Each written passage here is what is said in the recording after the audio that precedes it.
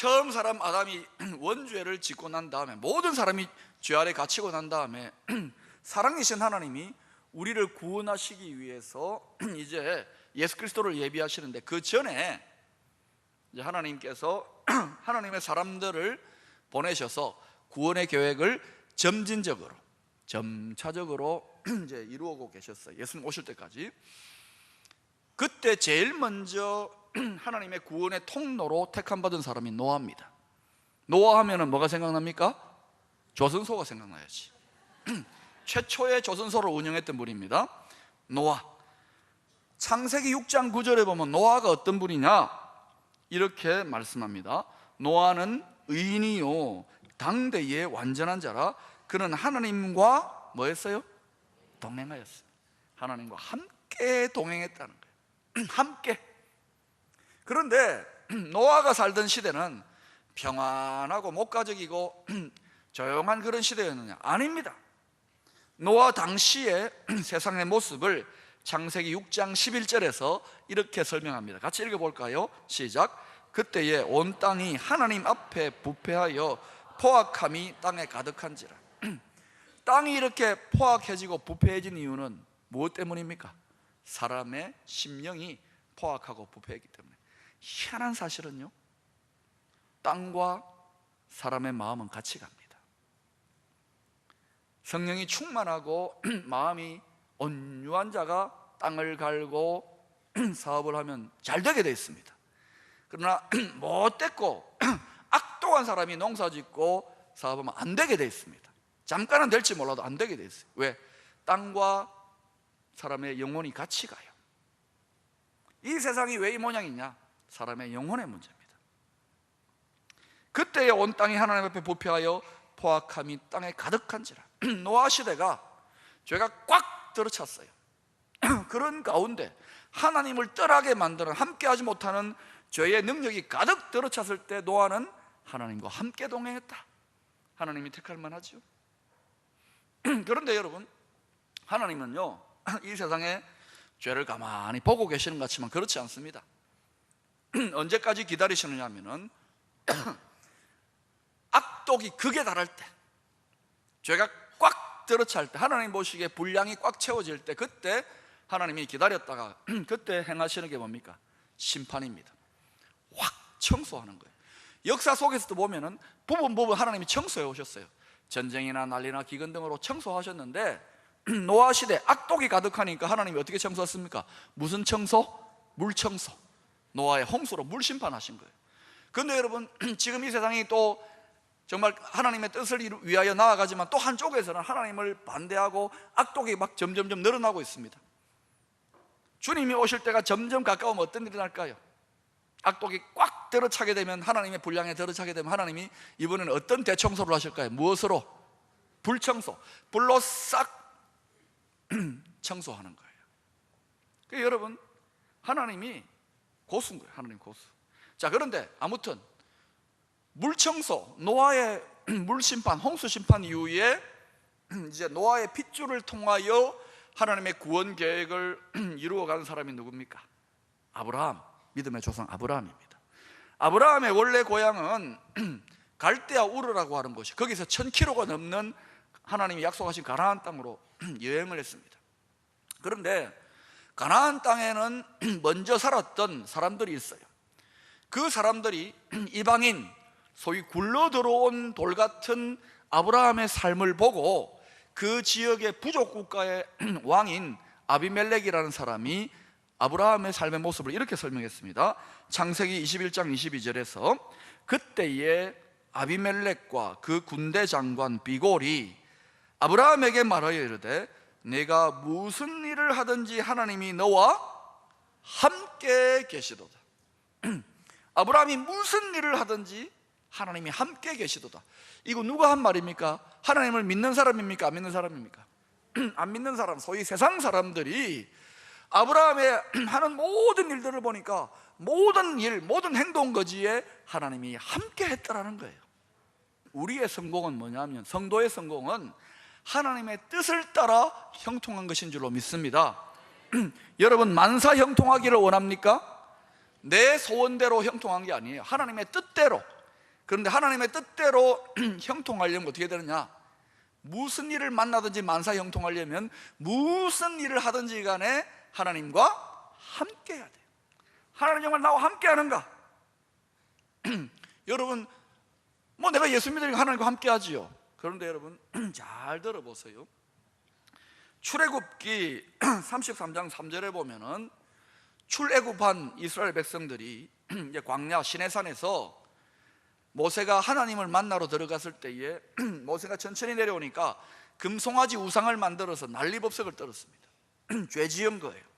그때 출애굽기 33장 3절에서 하나님이 이렇게 말씀합니다. 너희를 젖과 꿀이 흐르는 땅, 다시 말하면 약속의 땅 가나안 땅에 이르게 하려니와 나는 너희와 함께 뭐 하겠다고요? 올라가겠다? 올라가지 아니하리라 하니. 너희들은 가라, 그러나 내가 함께 하지 않겠다. 여러분, 아무리 세상에 금은보와 부귀영화를 누려도요, 하나님이 함께 하지 않으면 그 축복은 무효입니다. 축복이 우상이 되면 안 돼요. 우리가 제일 좋아하는 핵심은 함께입니다. 함께. 천국도 함께예요. 천국의 부귀영화를 탐하는 게 아니라고요.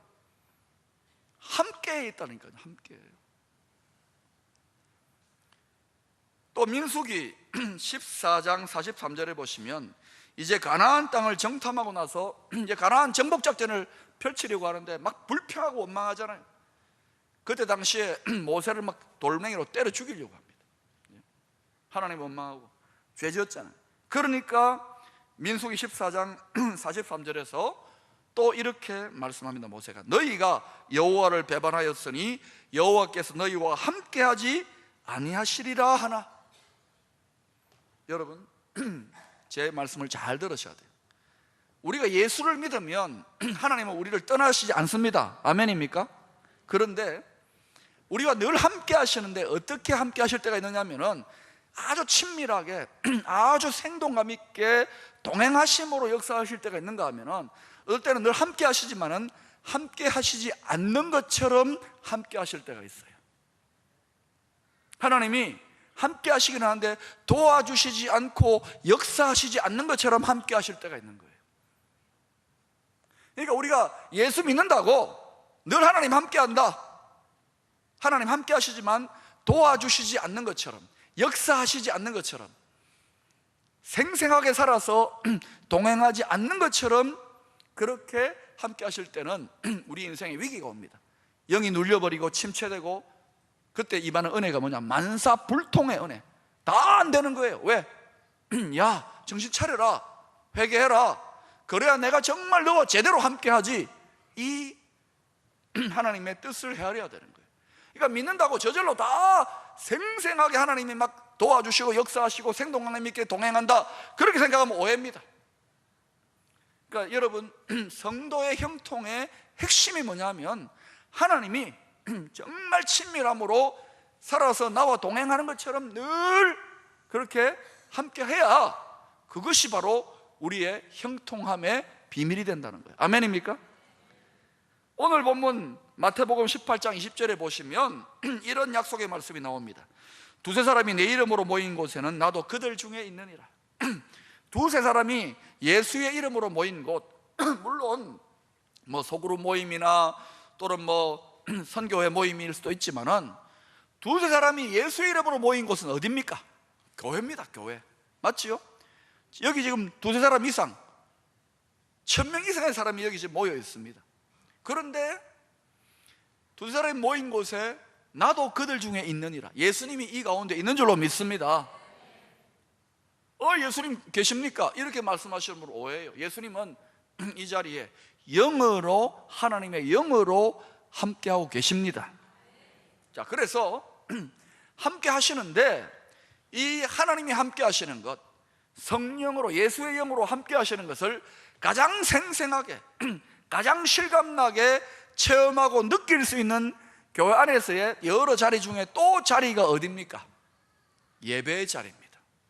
그 예배의 자리 중에서도 하나님이 가장 심혈을 기울여서 함께 하기를 원하시는 자리가 어딜까요? 주일 예배의 자리입니다. 여러분이 입장 바꿔놓고 생각해 보세요. 이 주일 대예배의 자리는 모든 성도들이 다 모이는 자리입니다. 하나님은 우리가 모일 때에, 다 함께 모일 때에 역사하시기를 기뻐하세요. 물론 집에서 가족 예배를 드릴 때, 새벽 기도 드릴 때 하나님이 함께 하시지만, 주일 대예배가 그 교회에 하나님이 함께 하시기를 원하실 때에 가장 중요한 시간인 거예요.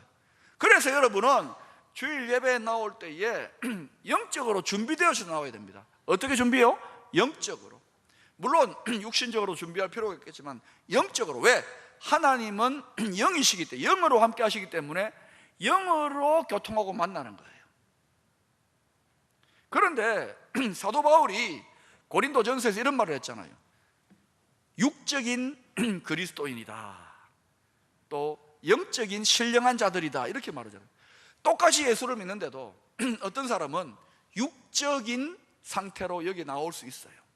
어떤 사람은 성령 충만하게 영적으로 예비되어져서 나올 수 있는 거예요. 똑같이 성령이 강력하게 역사하는 예배를 드리는데도 영적으로 예비되어진 사람은 속사람이 변화되고 치유되고 하나님의 음성을 듣고 놀라운 일이 막 일어나는데, 똑같은 예배 자리에 오는데도 육적으로 나온 사람, 다시 말하면 뚜껑 딱 닫아놓고 온 사람은 그냥 뭐 잠만 자고 그냥 침체돼서 오는 거예요. 그러니 여러분, 예배 나오시기 전에 될 수 있으면 준비해서 나오세요. 물론 우리 예배 전에 찬양하는 것은 준비 찬양은 아니지만은 왜 찬양을 합니까? 우리가 세상 살 때 너무 무뎌지고 스트레스 받고 힘든 것들, 마음을 좀 예비하고 영적으로 워밍업을 하고 준비하라는 의미가 있는 거예요. 여러분, 정말 우리가 예배 현장에서 살아계신 하나님의 생생한 영적 임재를 우리의 심령이 체험하게 되면은 여러분의 얼굴 표정, 삶의 문제, 인생이 안 바뀔 수가 없습니다. 그런데도 예배를 수도 없이 몇 년째 드리는데도 얼굴 표정의 변화가 없을 뿐만 아니라 어떨 때는 저한테 화가 난 것 같아요. 왜 설교 그 따위를 하느냐고. 이 정도면 괜찮잖아요. 제가 참 안타까운 거예요. 물론 저나 교회적인 책임도 있겠지만 한번 잘 생각해 보세요. 뚜껑을 열어야 되는 거예요. 왜 뚜껑을 닫고 육적인 상태로 나오느냐고요. 영이신 하나님을 만나려고 나오는데 어떤 차원으로 하나님을 만나려고 하느냐 말입니다. 여러분, 우리가 예수의 이름으로 교회에 모인다고 해서, 예배 자리에 모인다고 해서 모두가 자연스럽게 성령의 충만한 하나님의 임재를 경험하는 거 아니더라고요. 여러분이 우리 교회 아니라 어떤 교회든지 딱 가보면 그때 그 교회 예배당에 예배드리러 딱 들어섰을 때 느끼는 영적인 감동이나 분위기나 생명력을 느끼는 정도가 다 다르지요. 맞습니까? 그건 일종의 본능이나 영적인 직관과 같은 거예요. 저는 여러분보다는 상대적으로 다른 교회를 방문하고 집회할 기회가 많기 때문에요, 딱 서가지고 그 교회에서 집회하려고 딱 서면은요 벌써 느낌이 있습니다. 이 교회 어떤, 상세하게는 모르지만 영적으로 문제가 있다, 영적으로 좀 침체되었다, 병들었다, 아니면 이 교회는 굉장히 건강하구나, 굉장히 하나님이 기뻐하시고 축복하시고, 이런 게 어느 정도는 느껴져요. 왜냐? 그건 일종의 영적인 본능이요 은사이기 때문에. 그러니까 여러분, 그렇다면 여러분이 지금 기쁨의 교회 예배에 참석하고 계시는데, 이 예배 현장에 참석하고 계시는데, 우리 기쁨의 교회 예배 현장에는 하나님의 성령이 힘있게 역사하는 자리라고 그렇게 생각하십니까? 예, 우리끼리니까, 그죠? 예.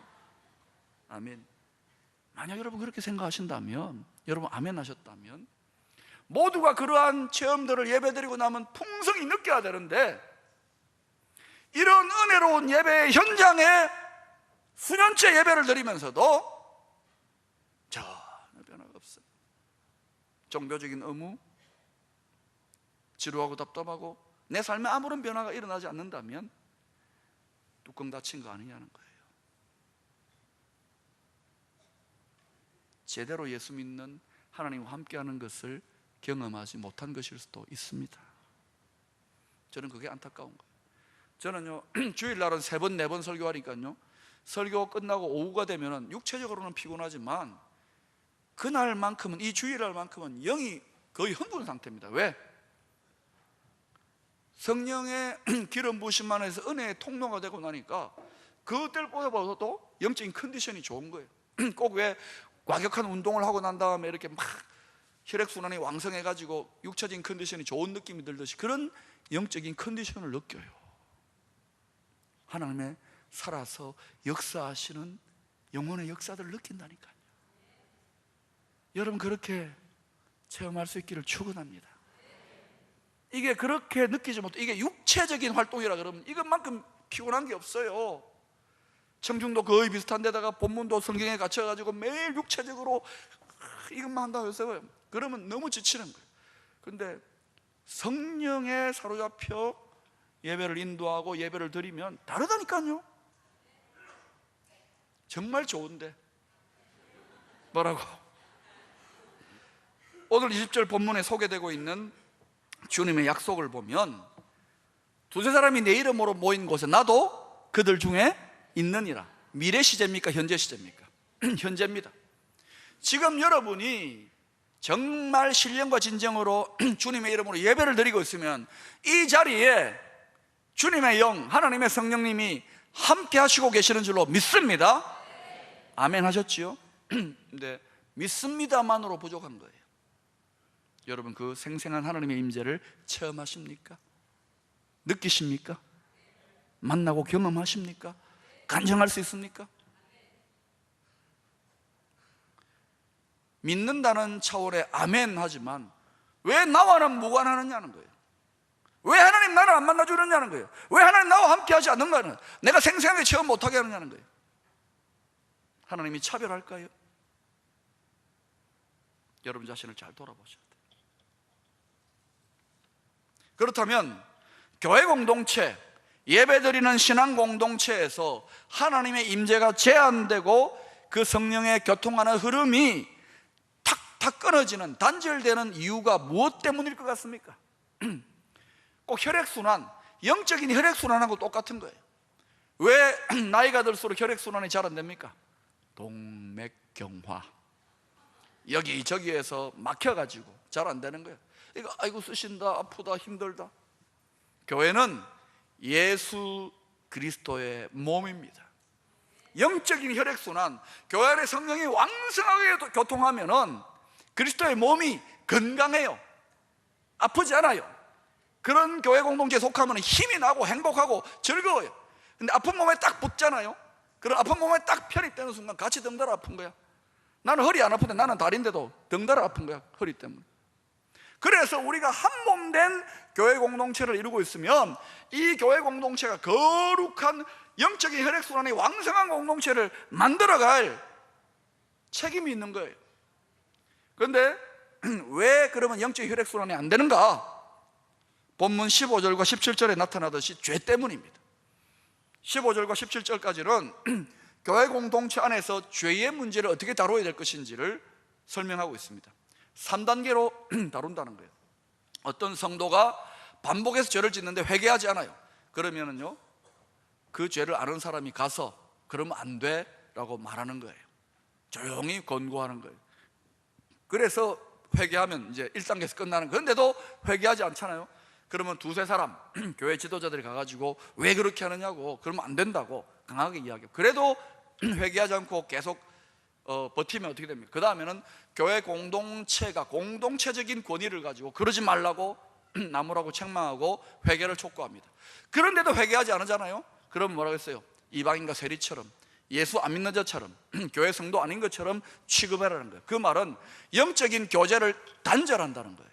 교제하지 않는다는 거예요. 단절한다는 것을 명심해야 돼요. 단절이 되어지면 성령의 교통이 끊어집니다. 그리고 죄의 영향력도 끊어집니다. 그러면 여러분이 이야 잘됐다, 저 사람 죄 짓는데 막 해가지고 가가지고 오늘 또 들이받고 그러면 안 됩니다. 이렇게 3단계로 교회 공동체에게 죄를 다루라는 것은 정죄하고 심판하는 게 목적이 아니라 여러 과정을 거쳐서 후유증 없이 죄를 잘 다루라는 거예요. 관용하고 포용하고 목적은 용서와 회복에 있는 것입니다. 그리고 최종적인 최종 권위가 어디에 있습니까? 교회 공동체에 있는 거예요. 교회 공동체의 권위를 세우고 교회 공동체의 덕을 세우는 데도 우선순위가 있는 거예요. 여러분은 내 개인이 죄 지었는데 그게 뭐 나 혼자의 문제지 뭐 아니에요. 교회 공동체 전체에, 예배 분위기에, 교회 공동체 전체의 영적인 건강에 굉장히 심각한 문제를 끼칠 수 있습니다. 특별히 교회 지도자들이 큰 죄를 짓잖아요. 그러면 치명적인 문제가 생기는 거예요. 여러분, 저를 위해 기도해 주셔야 돼요. 저도 사람인데 기도해 주셔야 돼요. 여러분 자신의 행복을 위해서. 제가 여러분 자빠지거나 뭐 어려워지거나 이렇게 되면 어떻게 될까요? 그러면요 정말 교회 힘들어집니다. 사단이 호시탐탐 노리지 않겠습니까? 그래서 여러분, 저를 위해서 기도해 달라는 그런 의미인 거예요. 뿐만 아니라 여러분 자신도 죄를 잘 경계하면서 거부해야 돼요. 그래야지만이 교회 공동체 전체가 혈액순환이 왕성해지는 거예요. 예배드리고 나면 모두가 산삼 먹은 것처럼 힘이 막 솟고, 소망이 솟고, 희망이 솟고, 기적이 일어나고, 할렐루야. 그런데 모든 성도가 그렇게 준비되어져서 오는 게 아니라 어떤 성도는 엉망으로 살다가 오는 분이 있을 수도 있어요. 잘 모르지만.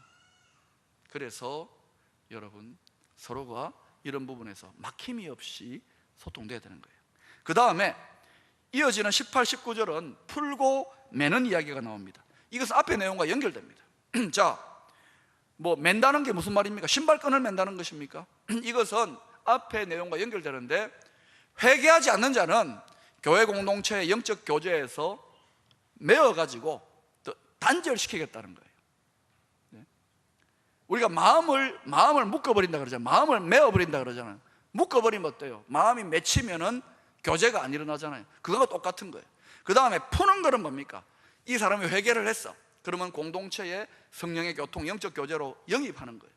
그래서 야, 마음 풀어라 그러잖아요. 마음 푸는 거와 똑같은 거예요.